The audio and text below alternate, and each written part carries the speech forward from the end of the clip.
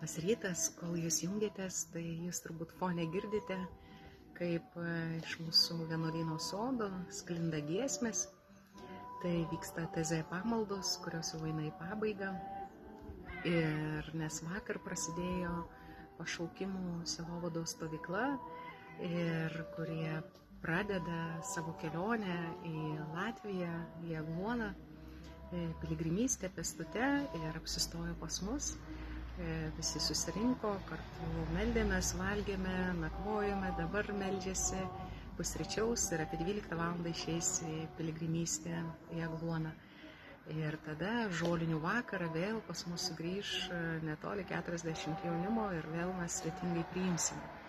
Taigi labai džiugu, kad vienuolynas, kuris yra pastatytas įvairių rėmėjų dėka, užsienio labdaros fondų ir jūsų gerumo dėka, tikrai gali būti atviras žmonėms ir priimti kiekvieną, kuriam reikia užuovėjos, kuriam reikia meilės, rūpesčio, maldos, užtarimo, išklausimo. Tai yra džiaugsmas tarnauti viešpačiui.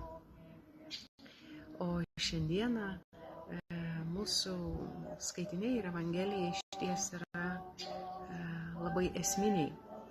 Ir jie kaip tik šiandien skaitinys kalba apie tai, kad mylėk viešpatį Dievą visą širdimi, visų protų, visą sielą ir visomis jėgomis.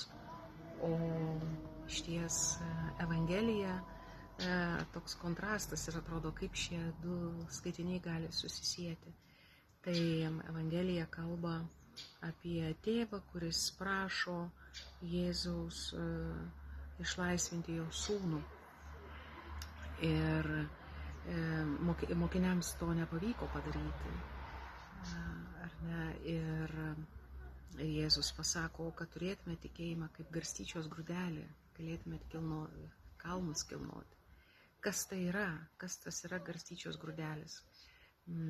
Kas tai yra, kitaip tariant, kas tai galėtų būti? Tai išties yra tai, ką kalba pats skaitinys – mylėti viešpatį Dievą visą širdimi, visą sielą, visų protų ir visomis jėgomis. Ir tai yra tas mūsų garstyčios grūdelis, kuris gali kalnus kilnoti. Ir kartais turbūt kasdienybėje jūs pastebit, kad tam tikri dalykai nejuda. Ir tu stengiesi, bet, atrodo, kaip liaudiškai sakoma, sukakta siena daužai. Ne, tai išties, todėl, kad nėra to garstyčios grūdo, todėl, kad nėra to gyvo tikėjimo. O kas tai yra gyvas tikėjimas? Gyvas tikėjimas tai yra tai, kas perkeičia mus iš esmės, kas perkeičia mano žvilgsnį į tikrovę, kas perkeičia net mano pomėgius, mano vertybės, mano hobį, mano siekius, kasdienybės rutiną. Bet tai yra kaip pasekmė, bet perkeičiantis dalykas yra patirtis, susitikimas. Susitikimas, kuris dovanoja naują tikrovę ir tarsi pradedi matyti naujomis akimis, naujų žvilgsnių. Tai galima būtų palyginti, kaip tarsi žmogus būtų įsimylėjęs. Tai jis mato daugiau. Jis mato viltingiau, jis turi daugiau energijos, daugiau gyvybės. Jo nelabai įmanoma net palaužti. Ir iššūkiai kasdienybės ar įvairūs nesusipratimai, nemalonumai atrodo jo nepalaužia. Ir jis nepraranda vilties. Kodėl? Todėl, kad yra garstyčios grūdelis. Tai yra gyvas susitikimas. Mano patirtyje negaliu sakyti, kad visada yra to gyvo tikėjimo ir visada turiu tą garstyčios grūdelį. Kartais tikrai nustoju ir atrodo kažkur pasimetė tas mano garstyčios grūdas. Tai tada yra mūsų draugai, mūsų broliai ir seserys, sielos draugai, kurie gali paliudyti apie juose gyvenančią viltį, kurie ateina iš viešpaties. Tai ir man per seniausiai tai buvo, kai viena sesė išties, atrodo, aš taip matau, slogiai situaciją, o kita sesė mato viltingai ir net siunčia vilties žinutes. Tai ir yra tikroji seserystė ir tikroji brolystė. Panešėti vieni kitus, tai dovanoti išties ir džiaugsmą vieni kitiem.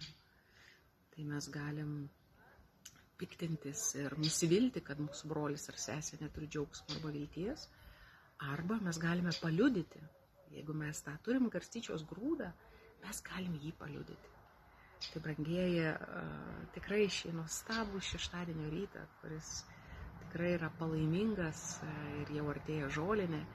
Ir taip pat mūsų jaunimas, kuris yra čia, tai yra pašaukimų sielovados jaunimas, kuris ryžosi keliauti į stovyklą. Ir tai yra liudijimas.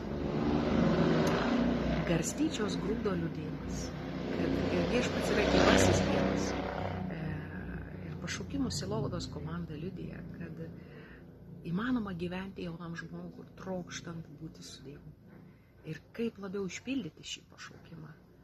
Taigi melskime su šios jaunus žmonės, už pašaukimų sielovados komandą, už vadovus, seserį Loretą, kunigą Liutaurą, kurie išties yra kupini džiaugsmo, kupini vilties, tai organizuoti su visa pašaukimų sielovados komanda, kurių garstyčios grūdas skleidžiasi.